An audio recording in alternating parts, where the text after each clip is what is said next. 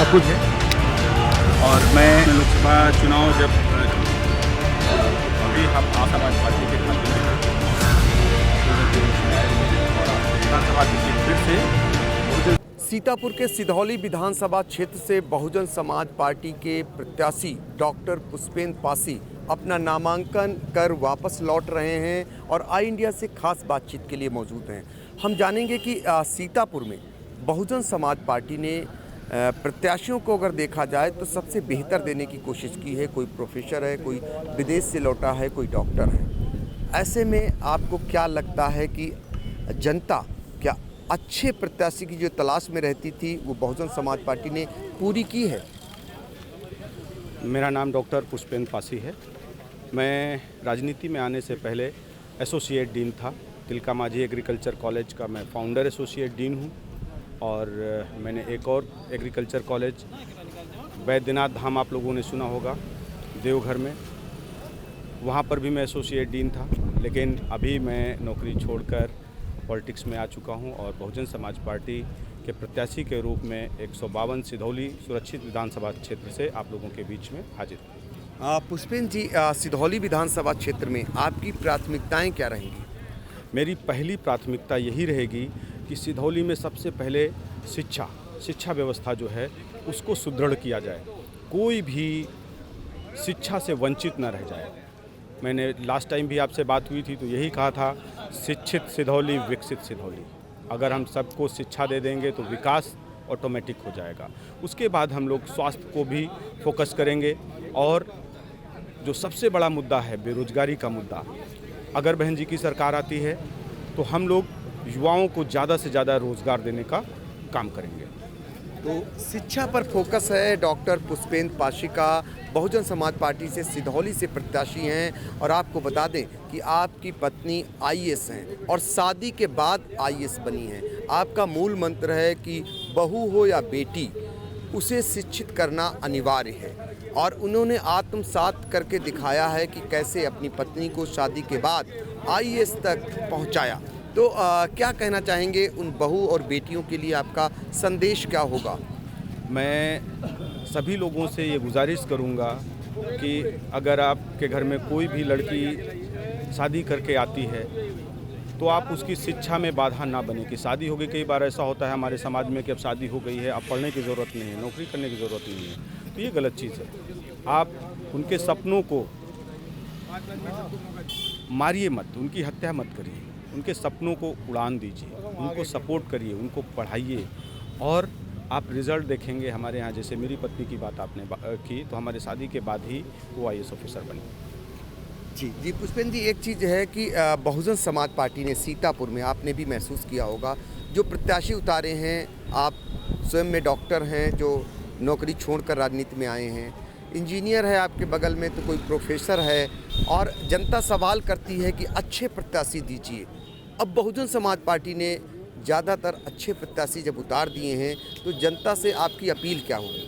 मैं जनता से अपील करूंगा कि आपने अक्सर देखा होगा कि आज का युवा बोलता आई हेट पॉलिटिक्स, तो मेरी उनसे रिक्वेस्ट है कि कभी ऐसा ना कहें, क्योंकि अगर आप पॉलिटिक्स में नहीं आएंगे तो देश के लिए जो आपकी एक बहुत बड़ी जिम्मेदारी है कि पॉलिटिक्स में अगर अच्छे लोग नहीं आएंगे तो जानते ही हैं गैप बन जाएगा एक, और एक हो सकता है कोई क्रिमिनल या कोई अनवांटेड जो कि राजनीति में नहीं होना चाहिए, उसकी ज़रूरत राजनीति में नहीं थी, ऐसा व्यक्ति आ जाएगा जो कि इस तरह के कानून बनाएगा जो उसके अपने लाभ के लिए हों। इसलिए आपसे गुजारिश है कि राजनीति में आइए और अपने देश को संवारिए।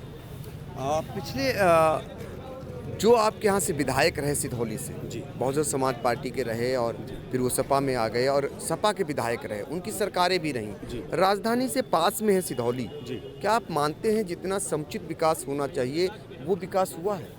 बहुत दुखद है कि सिधौली लखनऊ से एकदम सटा हुआ है, लेकिन जब क्षेत्र में घूम रहे हैं तो बहुत दुखद है, बहुत ही दुखद है कि हालात बहुत बदतर हैं। ये नहीं होना चाहिए। हम लोग विकास से बहुत दूर हैं। ये पिछली सरकारों की नाकामी है कि हम लोग अभी तक बहुत पिछड़े हुए हैं। जबकि अगर सुदूर कोई क्षेत्र होता तो मान लेते कि चलिए ठीक है, वहाँ पर विकास नहीं हो पाया, कोई बात नहीं। लेकिन जब आप एकदम कैपिटल से सटे हुए उसमें विधानसभा में बैठे हुए हैं तो यहाँ पर तो बहुत अच्छा डेवलपमेंट हो जाना चाहिए था, जो कि नहीं हुआ। इसलिए मैं सभी लोगों से अपील करूँगा कि आप लोग बहन जी की सरकार बनाइए और अपने क्षेत्र को, अपने प्रदेश को विकसित करिए। तो क्षेत्र के विकास के लिए संकल्पित हैं। और आखिरी सवाल पुष्पेंद्र जी, जनता आपको सिधौली में मौका देगी तो 5 ऐसे क्या कार्य हैं जो आप सिधौली के लिए आपकी प्राथमिकताओं में रहेंगे? मेरी पहली प्राथमिकता मैंने आपको पहले भी बता दी, शिक्षा, दूसरी स्वास्थ्य, तीसरी बेरोजगारी की, चौथी सड़कों की होगी कि सड़कों की आप देख रहे हैं कि बहुत ज़्यादा बदहाली है, और इसके बाद कृषि में भी मैं एग्रीकल्चर साइंटिस्ट हूँ तो मैं एग्रीकल्चर के डेवलपमेंट की बात करूँगा। मैं चाहूँगा कि यहाँ के लोग अच्छी खेती करें और खेती से अच्छा लाभ कमाएं। पिछली बार आपने देखा था कि मोदी जी ने कहा कि कृषकों की आय दुगनी करनी है, लेकिन धरातल पे कुछ हुआ नहीं। आय ऐसे नहीं दुगनी होती है, आय दुगनी करने के लिए आपको अच्छी पॉलिसी बनानी पड़ेगी। सिर्फ मीडिया में बयानबाजी से किसानों की आय दुगनी नहीं हो सकती है।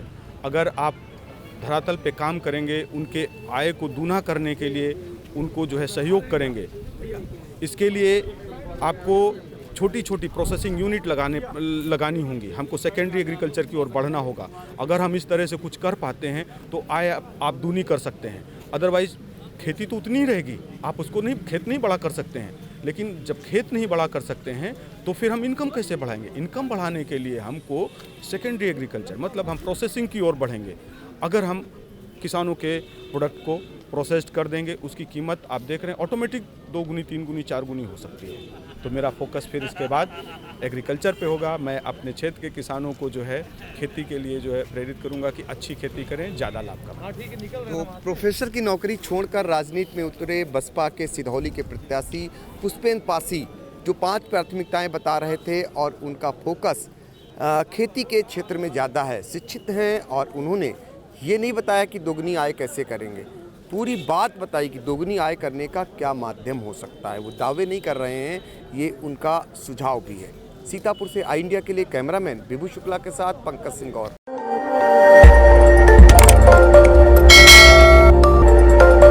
खबर आपकी, नजर हमारी, देखते रहिए आई इंडिया।